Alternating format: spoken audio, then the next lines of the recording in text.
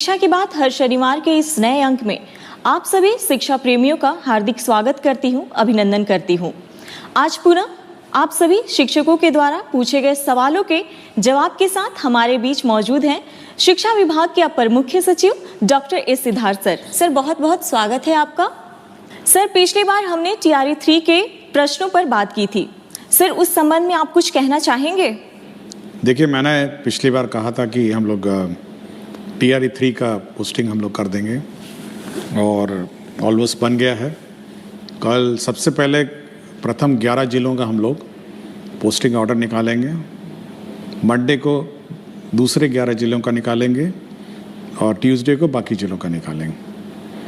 और सभी जो भी टीचर्स जिनको स्कूल अलॉटेड है, ये आदेश उनको दिया जा रहा है कि वो 15 तारीख, इस महीने की 15 तारीख से पहले अपने अपने स्कूल ज्वाइन कर लेंगे और शैक्षणिक कार्य संचालन करेंगे। तो मैं चाहूँगा कि वो सभी जो टीचर्स हैं वो अपने अपने स्कूल्स ज्वाइन करें। और ये हो सकता है कि उसमें किसी को कोई समस्या हो, अपनी व्यक्तिगत समस्या हो, लेकिन क्योंकि नई बहाली है इसलिए सभी को अपने अपने फर्स्ट पोस्टिंग जिलों में ज्वाइन करना आवश्यक है और बाद में अपनी जो व्यक्तिगत समस्या है वे DO के माध्यम से राज्य मुख्यालय को भेज सकते हैं। तो मेरी सबको ये शुभकामनाएं हैं कि सभी लोग अपना ज्वाइन करेंगे। साथ ही साथ नेक्स्ट वीक हम लोग TRE 1 और TRE 2 के महिलाओं का स्थानांतरण जो दूरी के आधार पर है उसको टेकअप करेंगे। आपको ज्ञात होगा कि हम लोगों ने पिछले सप्ताह तक जितने भी विशेष समस्याएं हैं, बीमारी है, विकलांगता है, पति पत्नी है और उसके छूटे हुए मामले भी हम लोगों ने टेकअप कर लिए हैं। अब केवल बच गए हैं हमारे महिलाओं से संबंधित जो दूरी वाला है। तो TRE 1 और TRE 2 के भी हम लोग अगला सप्ताह टेकअप करेंगे और सभी को अपने अपने जो लॉगिन ID है ई-शिक्षा कोर्स, उसमें जानकारी प्राप्त हो जाएगी। इसलिए इधर उधर जानकारी के लिए आप लोग भटके नहीं।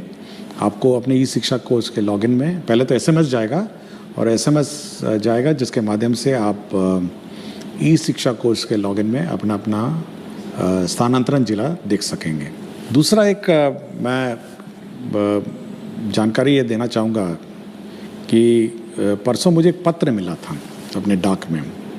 मैं यूजुअली सभी पत्र बड़े ध्यान से पढ़ता हूँ, बहुत सारे लोग मुझे पत्र लिखते हैं। मैं उस पत्र में बहुत सारे इश्यूज़ थे और विशेषकर जो टीचर्स की समस्याएं हैं उसके बारे में बड़ी लंबी चौड़ी पत्र थी। और ये एक BPSC TRE 1 के जो शिक्षक हैं उन्होंने लिखा। मैंने 2-3 बार इस पत्र को पढ़ा और क्योंकि मैं इस कार्यक्रम के माध्यम से हम लोग शिक्षकों की, बच्चों की, स्टूडेंट्स की समस्याओं पर हम लोग प्रकाश डालते हैं। मैं चाहूँगा कि वो पत्र आप इस कार्यक्रम में पत्र है, थोड़ा इसको पढ़ा जाए इस पत्र को। जी सर। एक शिक्षक का शिक्षा विभाग के ACS doctor S Siddharth sir का नाम एक पत्र। आदरणीय ACS महोदय, अपर मुख्य सचिव शिक्षा विभाग, आपके द्वारा प्रत्येक शनिवार को एक YouTube चैनल पर शिक्षा पर चर्चा नाम से एक कार्यक्रम आता है जिसमें आपके द्वारा बड़े ही प्रमुखता से छात्रों तथा शिक्षकों के द्वारा पूछे जाने वाले सवालों का आप जवाब देते हैं। मैंने भी कई दफे उसी चैनल पर कमेंट्स में जाकर अपने प्रश्न लिखे जिसे मैं विभाग के जिले स्तर पर एक व्यापक कमी के स्तर पर देखता हूं, जिस पर मैं आपका ध्यान इस पत्र के माध्यम से आकृष्ट करना चाहता हूं क्योंकि मेरे वे प्रश्न आज तक उस चैनल पर नहीं पूछे गए हैं। मान्यवर, आपने शिक्षा विभाग में टेक्नोलॉजी का प्रयोग कर खासकर ई-शिक्षा कोर्स जैसे ऐप लाकर एक क्रांतिकारी कदम उठाया है जिसे इतिहास आपके इस अनोखे नवाचार के लिए सदैव याद रखेगा।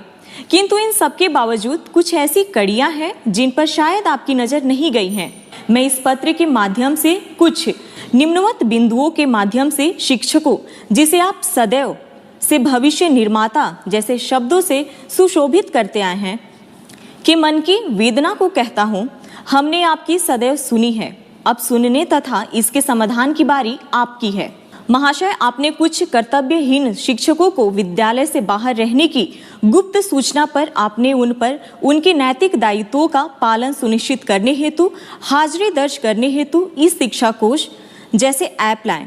आपके इस क्रांतिकारी निर्णय ने वास्तविक तौर शिक्षकों की पहुंच को विद्यालय से सुनिश्चित किया। इसके साथ ही साथ इस ऐप ने शिक्षकों का समय पर विद्यालय आना तथा समय के बाद विद्यालय से जाना सुनिश्चित किया।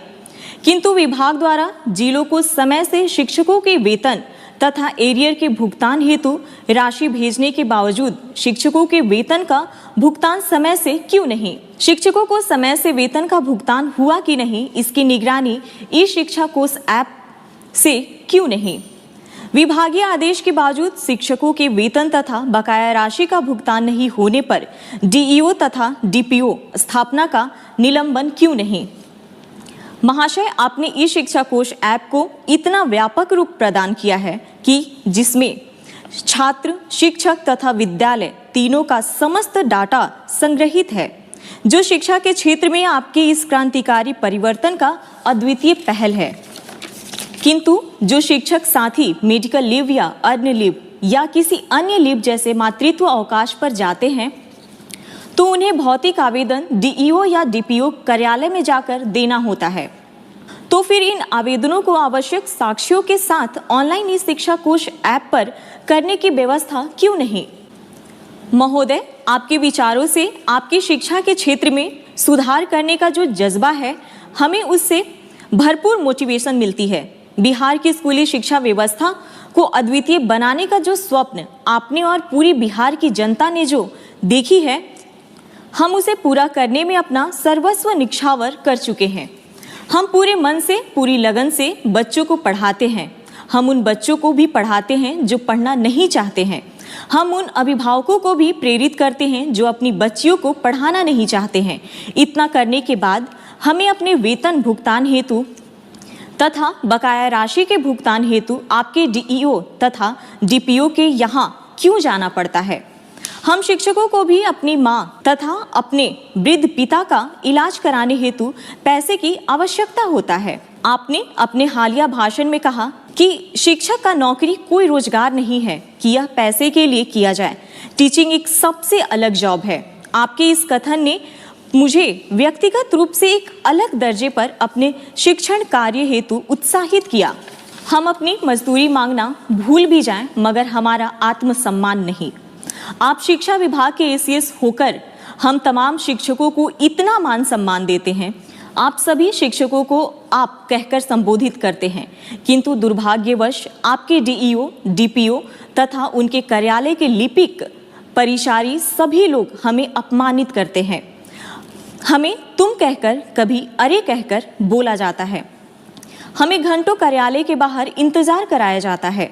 मान्यवर, आपके डीईओ तथा डीपीओ के दुर्व्यवहार के सामने आपका सारा मोटिवेशन समाप्त हो जाता है। उस पल हमें ऐसा लगता है जैसे शिक्षक बनना हमारे लिए गुनाह हो गया है।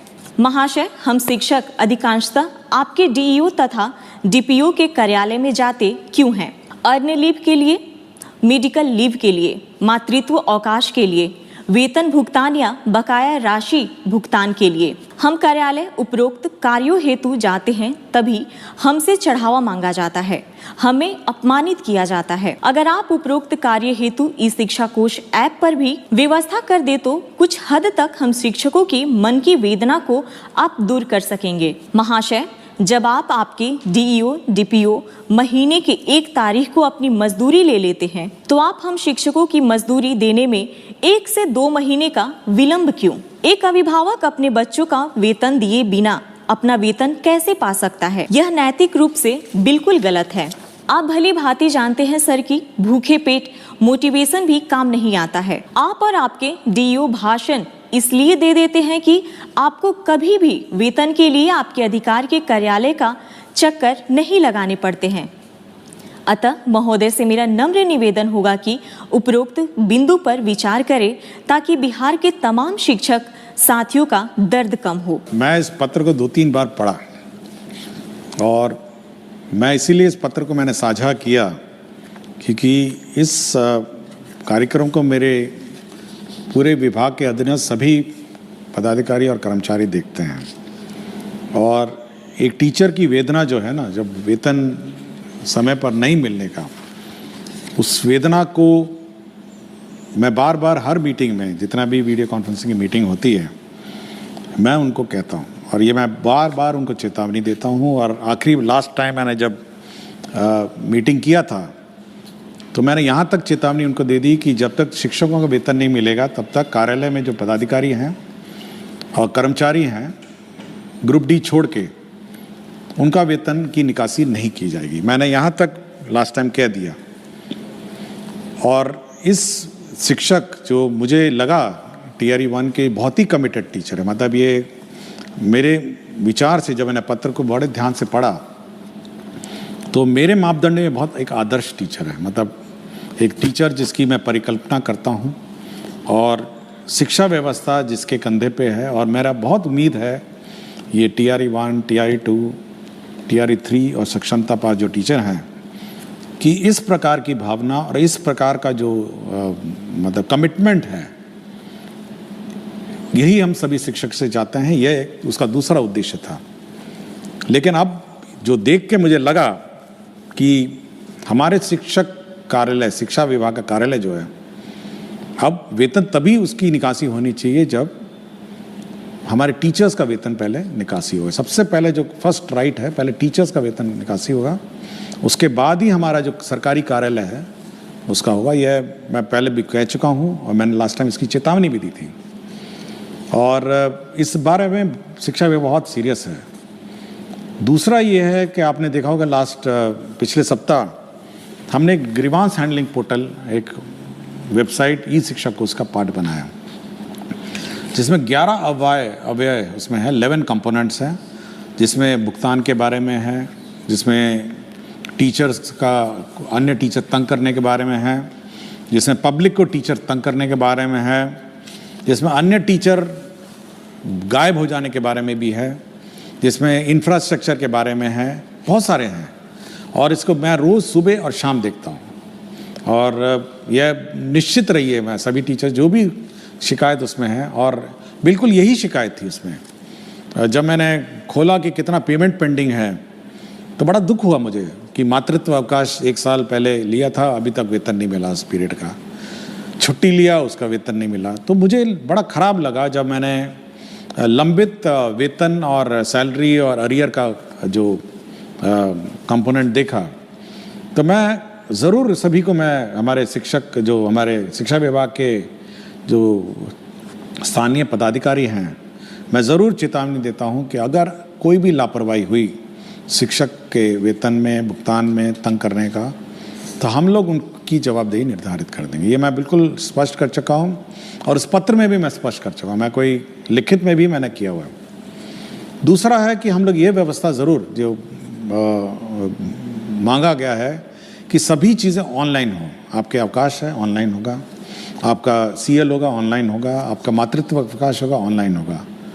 और जहाँ तक का ये आवेदन पत्र हैं, जैसे इन्होंने मेंशन किया है, अर्न लीव है, मेडिकल लीव है, मातृत्व अवकाश है, वेतन भुगतान का बकाया है, ये सभी अब हम लोग ऑनलाइन ही करेंगे। मतलब अब ये जो कार्यालय में कागज़ जमा करना, फिर लोकल जो स्थानीय क्लर्क के बारे में विलम्ब करना, ये बड़ी सीख है। मैं बहुत प्रभावित हुआ इस पत्र के बारे में। शिक्षक ने अपना नाम नहीं बताया, उसने केवल ये लिखा है, एक शिक्षक BPSC TRE 1। तो मैं बहुत प्रभावित हुआ इस पत्र से। और यह मैं अपने ऑफिसर्स को कहूँगा कि ये सभी जो कमेंट्स और जो सुझाव दिए गए हैं, तो इस पर अमल करें और यह सुनिश्चित करें कि जो टीचर्स हैं वो ज़्यादा से ज़्यादा समय अपने विद्यालय में बिताएं। और साथ ही साथ इस बार आपको याद होगा कि हम लोगों ने मध्याह्न भोजन में भी हम लोगों ने प्रधान अध्यापक को अलग करने का निर्णय लेते हुए लोगों ने पायलट प्रोजेक्ट मध्याह्न भोजन का चालू किया है। देखिए, हम लोगों का ये उद्देश्य रहा है कि जो प्रधान अध्यापक हैं उनका जो मूल कार्य है उनका मूल कार्य स्कूल में क्या संचालन हो रहा है, टीचर्स आए हैं नहीं आए हैं, कोर्स जो है जो सिलेबस है वो समय पे पढ़ाया जा रहा है नहीं जा रहा है, यह देखना है। साथ ही साथ बच्चों को किताबें मिल गई हैं, आपके जो रिपेयर्स हैं, छोटे मोटे रिपेयर्स हैं, नल है, बिजली का कनेक्शंस हैं, ये सब है, बहुत सारे बिल्स का भुगतान है। साथ ही साथ बच्चे स्कूल में आ रहे हैं नहीं आ रहे हैं, स्थानीय स्तर पर पंचायतों से जीविका और सभी जो भी स्थानीय जनप्रतिनिधि हैं उनके साथ बैठक करना और एक स्कूल का समन्वय समाज के साथ जोड़ना, तो ये सभी काम बहुत बड़ा काम है ये सब। और यह देखा गया है और ये मेरा जो इंस्पेक्शन और फीडबैक से मिला है कि जो समय मिड डे मील में लगा उससे जो शैक्षणिक कार्य है ये प्रभावित हो गया है। और हम चाहेंगे कि जो प्रधान अध्यापक जो टीम लीडर है, इसमें कोई जूनियर सीनियर की बात नहीं है, लेकिन एक डेजिग्नेटेड टीम लीडर के रूप में वो काम करे, एक टीम बिल्डिंग करे और साथ ही साथ जो सरकार का निर्देश है कि कैसे पढ़ाना है, स्कूल में गुणवत्तापूर्ण शिक्षा है, इसको सुनिश्चित करना है। अब जैसे हम देख रहे थे परसों पिछले सप्ताह ही बात है, अब एक टीचर का आपने देखा होगा कि एक ही फ़ोटो पे 10 दिन अटेंडेंस लगा दिया, तो यह भी काम प्रधान अध्यापक का है कि जब वो टीचर आ नहीं रहा है और उसका अटेंडेंस लग रहा है तो ये चेक करके ये पता करना कि भाई अटेंडेंस लग कैसे रहा है। तो ये फर्जीवाड़ा जो अटेंडेंस का हुआ पिछले सप्ताह जो एक मामला प्रकाश में आया, ये सब पर निगरानी रखना भी प्रधान अध्यापक का है।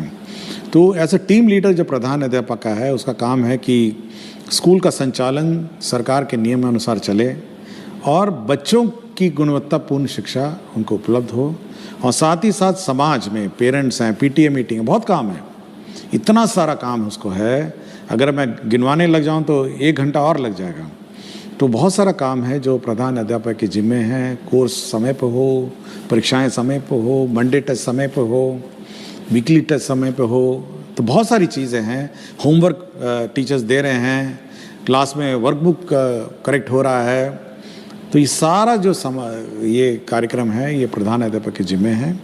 और मैं जिसने भी इतना लंबा पत्र बड़े हाथ से लिखा हुआ था, तो बहुत सुंदर हैंड राइटिंग थी, मैं हैंड राइटिंग देख के मैं एक बार रुका कि इतनी सुंदर लिखाई है, उसको देख के मैं बहुत ही प्रसन्न हुआ और मैं बैठ के मैंने इसको 3-4 बार पढ़ा।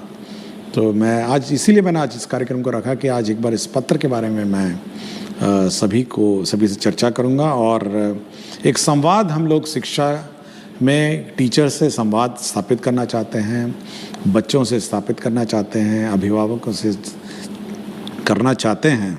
और इसी कड़ी में मैं इस पत्र को आज मैंने पढ़ा, नमन करता हूँ, मैं उनको धन्यवाद देता हूँ कि शिक्षा क्षेत्र में सुधार के लिए उन्होंने मुझे पत्र लिखा। बहुत बहुत धन्यवाद सर। अगले सप्ताह पुनः आपसे मुलाकात होगी। धन्यवाद।